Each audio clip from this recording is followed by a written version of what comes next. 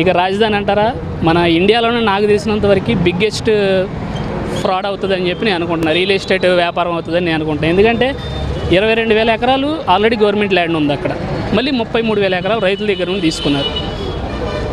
మళ్ళీ వీళ్ళు అనేది ఏంటి, మనకి సింగపూర్ రాజధాని చేస్తానని, అది ఉందేమో మనకి 5,000 ఎకరాల్లో. ఇప్పుడు మనకి తీరా చూస్తే మన 1,547 ఎకరాలు ఏమో రాజధానికి కేటాయించారు. మిగతా అంతా ఏంటి, రియల్ ఎస్టేట్ చేయడానికి కాకపోతే ఏమీ లేదు అక్కడ. ఇప్పుడు నిన్న మనం జియో చూస్తే సబ్జెక్టు కరెక్షన్ ఎన్ని వేల ఎకరాలో తెలియదు, కానీ జంగిలీ క్లియరెన్స్కి 36 కోట్ల రూపాయల టెండర్కి రిలీజ్ చేశారు. ఇప్పుడు ఏదన్నా ఒక ప్రాజెక్ట్కి టెండర్ ఇస్తే అది కట్టేటప్పుడు అతనే జంగిలీ క్లియరెన్స్ చేసుకుంటాడు, దానికి సపరేట్గా 36 కోట్లు కేటాయించి ఎలా ఉండిపోతుందని ఇక్కడ రాజధాని కూడా పనులు రాజధాని పనులు మొదలవుతాయి పర్లా. ఏదైనా గోల్డెన్ ఛాన్స్ ఆంధ్ర ప్రజలకి, మంగళగిరి వాళ్ళకి డబుల్ డైమండ్ ఛాన్స్. ఆంధ్ర ప్రజలకు వచ్చేసి గోల్డెన్ ఛాన్స్ అయితే, మంగళగిరి ప్రజలకి అయితే డైమండ్ ఛాన్స్. గోల్డెన్ కంటే డైమండ్ రేట్ ఎక్కువ కదా, అలాగే అన్నమాట. ఆయన గెలవడం మంచిదే. అమరావతి కూడా రాజధానిగా ఏర్పాటు పనులు బిగినాయి. ఇంక చెప్పేదేమో దాంట్లో నిన్నే మొత్తం రెడీ చేశాడు నారాయణ గారు. ఇంకా రెడీ చేస్తాడు, అందరూ తీసుకొస్తాడు, లోపలేపిస్తాడు, ఏ కావాలంటే అవి చేసి పెడతాడు ఆయన. ఎలా ఫీల్ అవుతున్నారు సార్? ఇంకా ఫీల్ అయ్యేది బ్రహ్మాండంగా ఉంటే 100 దెబ్బకు 100 వికెట్లు కొట్టినట్టుంది మాకు. మీకు ఎట్టుందో మరి, అది పరిస్థితి. రాజధాని కూడా అమరావతిలో వర్క్ పనులు చేస్తున్నారు, బాగా చేస్తారు. దాని గురించి డాక్టర్ ఎప్పటి నుంచి పట్టుదల ఉంది, చేస్తున్నారు కూడా ఇప్పుడు. సార్ రాజధాని అనేది మరలా ఎక్కడికే తిరిగి వస్తుందనేది అందరి భావన. ఖచ్చితంగా వస్తుందని నమ్మారు, వస్తుంది కూడా. ఇప్పుడు ఎలాగో 10 years అయిపోయింది కాబట్టి కంపల్సరీ ఇక్కడ రాజధాని డిక్లేర్ చేస్తారు. తాత్కాలికమైనటువంటి భవనం కాకుండా అది శాశ్వతమైన భవనంగా డిక్లేర్ చేస్తారు. మరలా పూర్వ వైభవం తిరిగి వస్తుందని మేము భావిస్తున్నాం. సార్ ఇప్పుడు జగన్ని కొంతమంది ఫర్నిచర్, అది వాళ్ళ వ్యక్తిగతం అండి. ఇప్పుడు ఏ గవర్నమెంట్ వచ్చినా కూడా వాళ్ళకి అనుగుణంగా చేసుకోవటం అనేది ఆనవాయితీ. ఇప్పుడు ఒక ఆఫీస్ ఓపెన్ చేస్తారండి, ఈ ఐటెం తెచ్చుకుంటే బాగుంటుంది, ఈ ఐటెం తెచ్చుకుంటే బాగుంటుంది అని అంటారు. అది వాళ్ళకి అనుగుణంగా తెచ్చుకుంటారు. కొంతమంది ప్రజాధనాన్ని వినియోగించడం, మనం ఇది అనుభవించడం ఎందుకు అనే విధంగా చేసుకుంటారు. అది ఎవరి వ్యక్తిగతం వారిదండి, అది మనం విమర్శించకూడదు. సార్ మీరు చూస్తున్నారు కదా జగన్ ఓటమి కారణం. జగన్ ఓటమి యొక్క కారణాలంటే మంగళగిరి చుట్టూ ఉన్న పరిసర ప్రాంతాలు డెవలప్మెంట్ అవుతున్నాయి, ఐటీ కంపెనీస్ వచ్చినాయి, సగంలో ఆగిపోయినాయి. అవి మళ్ళీ పునరుద్ధరించినట్లయితే బాగుండేది. అది జరిగి ఉండలేదని మా అభిప్రాయం. అది జరిగి ఉన్నట్లయితే ఓటమి ఉండేది కాదు, గెలిపే ఉండేది. అది జరగలేదు. అది చంద్రబాబు గారితో సాధ్యమైంది. మరలా ఆయన చేతుల మీదుగానే పునరుద్ధరణ జరిగే కార్యక్రమం జరుగుతూ ఉంది ఇప్పుడు. సార్ ఇక్కడ ఇప్పుడు ప్రధానంగా రాజధాని కూడా అమరావతి వస్తుంది, ఎలా? చాలా గొప్ప విషయం అది. ఇప్పుడు గత 10 ఏళ్ళుగా మనం రాజధాని లేని రాష్ట్రాన్ని మనం చూసాం. మరి చంద్రబాబు నాయుడు గారు మరి ఉమ్మడి రాష్ట్రం విడబోయిన తర్వాత ఇక్కడ మనకు ఆంధ్రప్రదేశ్లో అమరావతి రాజధానిగా మనకు ఏర్పాటు చేశారు. 5 ఏళ్లలో వారు కొంతవరకు చేస్తూ వచ్చారు. ఆ తర్వాత జగన్ గారు వచ్చారు. జగన్మోహన్ రెడ్డి గారు వచ్చిన తర్వాత మరి అంతకుముందు ఎలక్షన్స్కి ముందు ఇక్కడే అమరావతి రాజధాని చెప్తూ వచ్చి ఓట్లు వేయించుకొని గెలిచిన తర్వాత 3 రాష్ట్రాలని చెప్పి 3 మొక్కలాట చేస్తూ రాష్ట్రాన్ని అల్లకల్లోలం చేసి ఇవాళ ఒక రక్షకుడుగా ఉండవలసినటువంటి వ్యక్తి భక్షకుడుగా మరి రాష్ట్రాన్ని సర్వనాశనం చేశాడు. ఆ పరిస్థితుల్లో ప్రజలందరూ కూడా తీవ్ర అసంతృప్తికి లోనై సైలెంట్ ఓటింగ్ ద్వారా వారికి అఖండ మెజారిటీ ఇచ్చారు.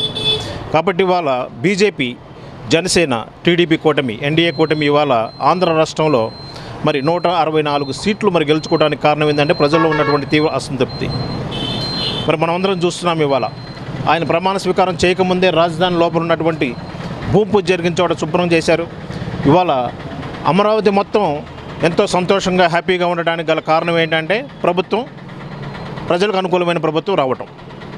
ఏమండి, ఇక్కడ మంగళగిరి పక్కనే ఉన్నటువంటి తాడేపల్లిలో ఒక ఇల్లు కట్టుకున్నారు ఆయన. అమరావతికి అనుకూలం అని చెప్పేసి ఇక్కడ ఓట్లు అడిగి ఓట్లు వేయించుకున్నారు.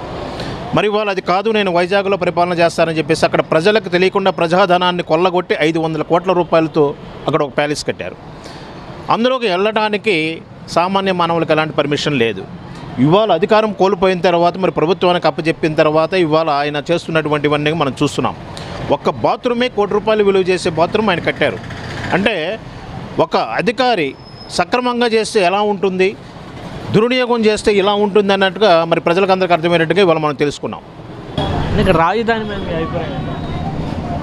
దాని గురించి మనం ఏం మాట్లాడతాం, దాని గురించి మనకు అంత ఐడియా లేదు.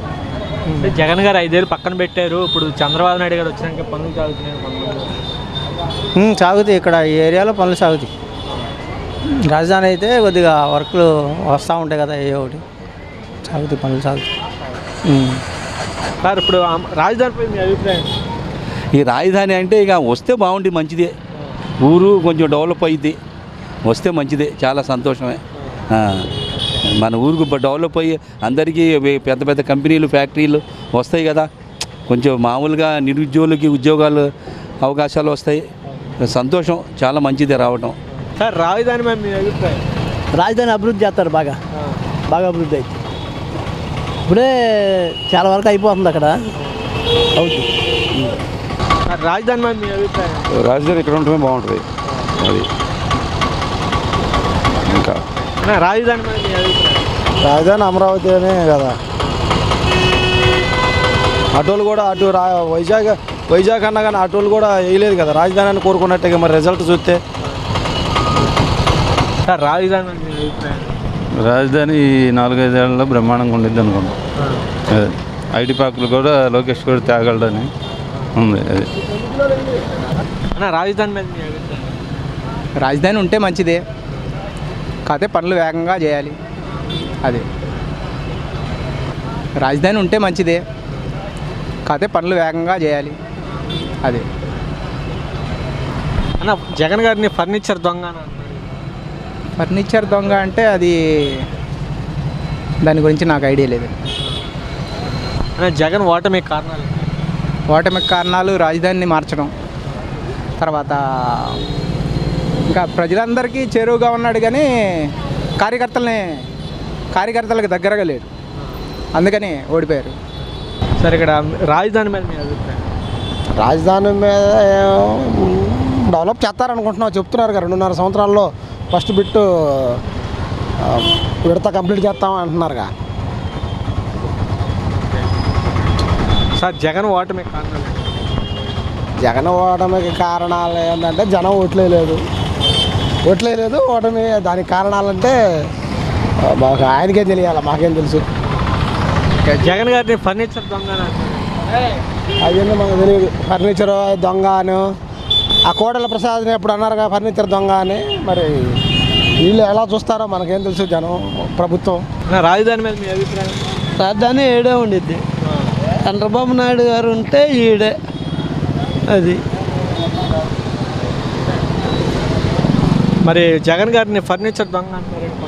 మరి దొంగే కదండి, దొంగే కదా. మాలాంటి వాళ్ళ దగ్గరే లంచాలు తీసుకొని పథకాలు ఇచ్చిన వాళ్ళు వాలంటీర్లు ఇల్లు ఇప్పిస్తానని మాలాంటి వాళ్ళ దగ్గరే తిన్నాడు.